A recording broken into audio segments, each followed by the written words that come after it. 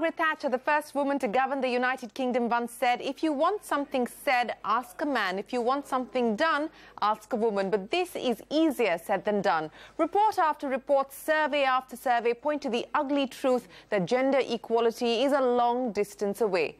A recent report by the World Economic Forum showed that a 10-year progress made towards gender parity came to a grinding halt last year in 2017.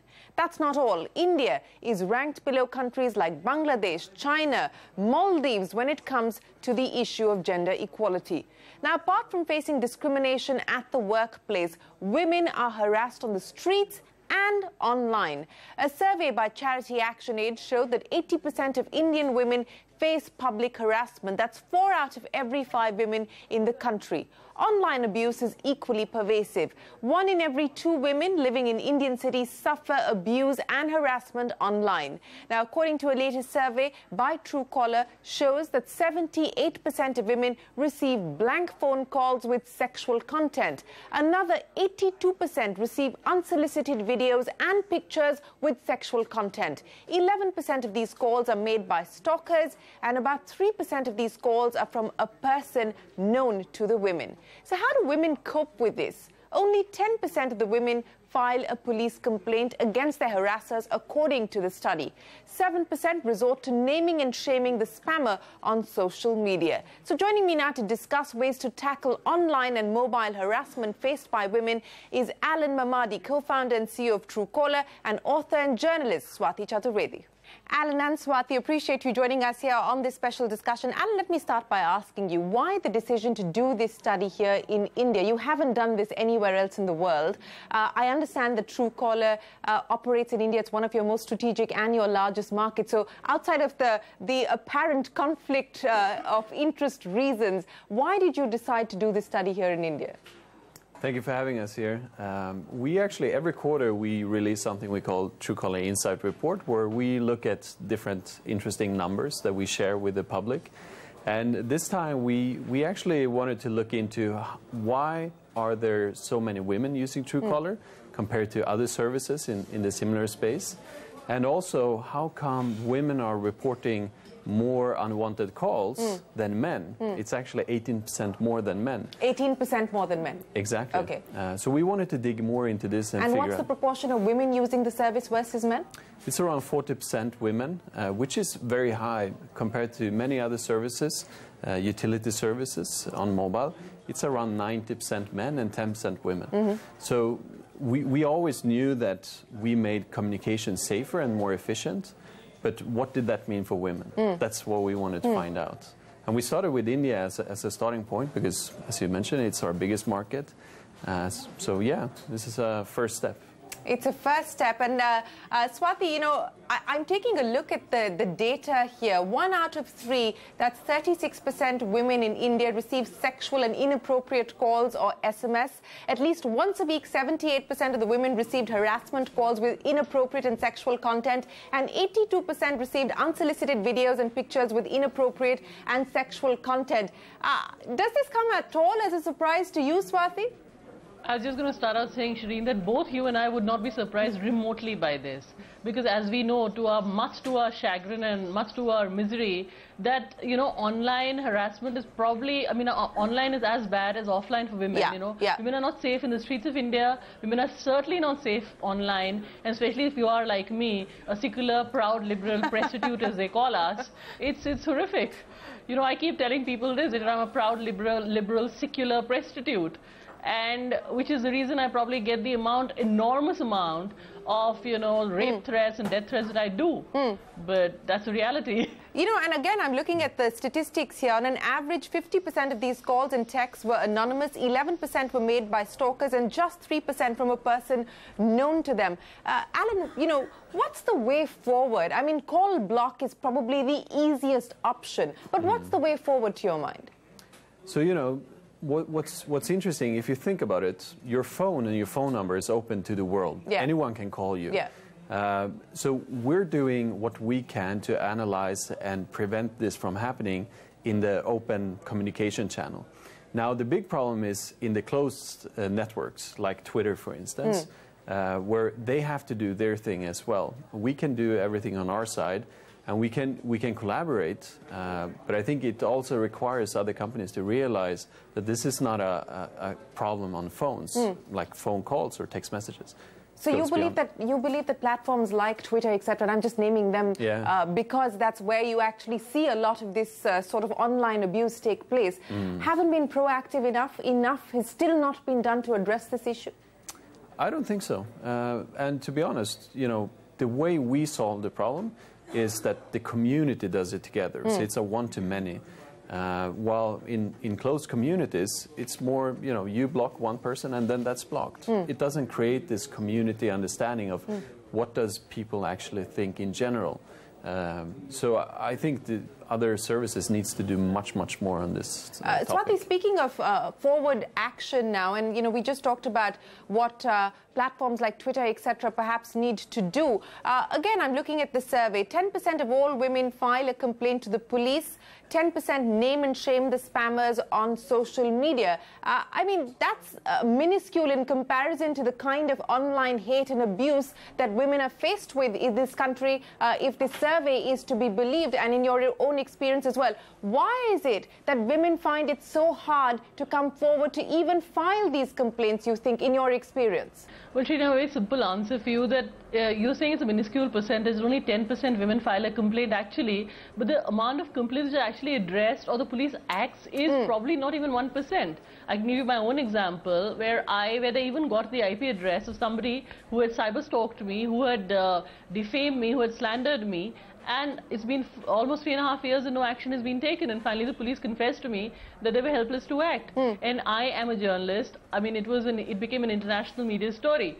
But unfortunately, the average person or the woman who's stalked just doesn't know what to do because, you know, filing a police complaint is daunting, but then the police doesn't act. We have all the laws, but unfortunately no action is taken. So it's not an issue of not having enough laws or not having the regulation in place. It's a question of administration and execution. Administration and will. Absolutely. Administration, execution and will. The police simply refuses to act. They think, you know, I mean, we have a quaint term in our country which I really object to, which is called eve teasing. I mean, that's horrendous. You cannot call sexual harassment and abuse eve teasing. But that's the mindset. You know, the police thinks that somebody who's cyber stalked is not really stalked because they think, quote unquote, a real crime hasn't taken place, but it has. And 10% is being reported. I can tell you from my own experience and from what I've researched, not even 1% is acted upon. I don't think there's even a single case where somebody's been, you know, somebody has been put behind bars for doing this. So what is it that you would like to see change, Swati? Obviously, from outside of the fact that the police needs to be much more proactive when somebody takes a complaint or lodges a formal complaint, outside of what the police and the regulators should be doing, which is their job, what is it that you would like to see change? Well, this is a brilliant question because you see, unfortunately or fortunately, we're a democracy where all citizens are allowed to have individual opinions. You're allowed to disagree, dissent, and not like something that somebody's doing. What's happening that trolling in our country or online abuse or sexual harassment has become very organized. You know, if somebody doesn't like a particular viewpoint, they set off their troll armies on you. So, you know, a citizen in democracy should be allowed to express opinion. And I think that's all we're doing. And, you know, I wish that forget the individual cases. The political trolling that's going on, that needs to stop. Alan, how do you address this? One is the issue of, you know, some random anonymous person, stalker, whatever the case may be. But the instance that Swati is alluding to is this army that is sort of cultivated by various interest groups. How do you address something like that online? Yeah. You know, I think the reason why so many women in our survey takes an action by, reporting this person inside of the Truecaller community is because it's so easy. It's just one click. Now, and this is a global problem that it's really hard to actually file a complaint to the local police. It's not an India problem. It's a general problem everywhere. You have to, you know, get in touch with someone. You have to collect the information. So I think this can be... You haven't done a survey, but your insights tell you that this is the sort of feedback that you get globally as well when women try and lodge a complaint? Yeah, exactly. Not only women, in general. Like, it's hard to file a complaint online. And since it's digital, it can actually be automated. Where, you know, the information about their IP address and all that things that might not be easy for a regular person to collect and understand to collect that information automatically and report it, and actually automate the process of informing the harasser that there has been a complaint, so people know that there will be actions taken on it and it will be followed up. I think there's a lot of people who don't understand the consequences that could appear if someone would file a complaint. But just filing a complaint is really hard. So you need to make that process a lot easier. I think so. Okay. So Swati, let me come back to you now. You know, and as you pointed out, and I think that's an important issue that you raised, that online harassment isn't even considered harassment. I mean, when you're harassed on the streets in public spaces, even that borders on people saying, all right, let it go, chalta hai. Online harassment isn't even considered harassment. You know, for this narrative to be taken seriously, for this issue to be taken seriously, what are the next steps that you as a woman and someone who has the experience of having to deal with this would suggest? Well, you know, Shireen, we need to take slogans like Beti Bachao, Beti Padhao out of the sloganeering zone and actually implement them. We need to have, like, as your other guest was pointing out, that, you know, even on Twitter or Facebook, at least Facebook gives you, you know, an identity, a real face. You need to have a real persona. But in Twitter, anonymous accounts proliferate. People create these, you know, multiple digital identities, and they think they have no qualms because they feel they'll never be traced. And it's quite difficult to, you know, actually file a complaint even on Twitter. So, you know, it's abuse is like a kind of a built-in feature. And, you know, then if you complain or if you say that, you know, you out somebody who has sent you maybe a rape threat or a death threat, then they'll say you're playing victim. The whole mindset has become so dehumanized, unfortunately, because you also have political figures following these people who are doing that. I'll give you the case of Gauri Lankesh, for instance, who was murdered, who's a journalist.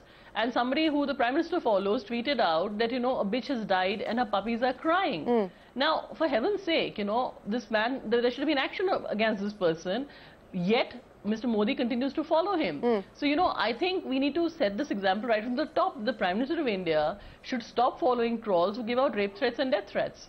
Alan, on the issue of anonymity, because that I think is at the heart of this issue that we're addressing when it comes to online harassment and online abuse. I mean, how do you deal with that? You know, I think since it's in the digital world, there are always traces, right? You can always trace back one account, an anonymous account, to an account that is actually belongs to a real person.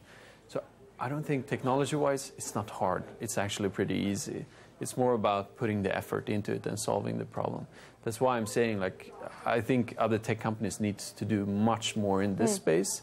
And the big difference between Truecaller and maybe a Twitter account is that your phone number is the most important thing to you today. And once you start to get these reports on Truecaller connected to your phone number, there is no way back, because we don't remove those reports. We keep them forever. So once people start to realize that, okay, it's not possible for me to remove this, then they start to behave a bit more. And this type of things needs to happen on other networks as well. So the consequences have to be severe for people to take this stuff seriously. Well, Alan, we will have to leave it there. Thanks very much for joining us. And Swati, appreciate your time here as well on CNBC TV 18 as we discuss the findings of a Truecaller Insight, which really shows up some ugly data on online harassment and abuse of women in India. For now, appreciate your time. Thanks very much for joining us.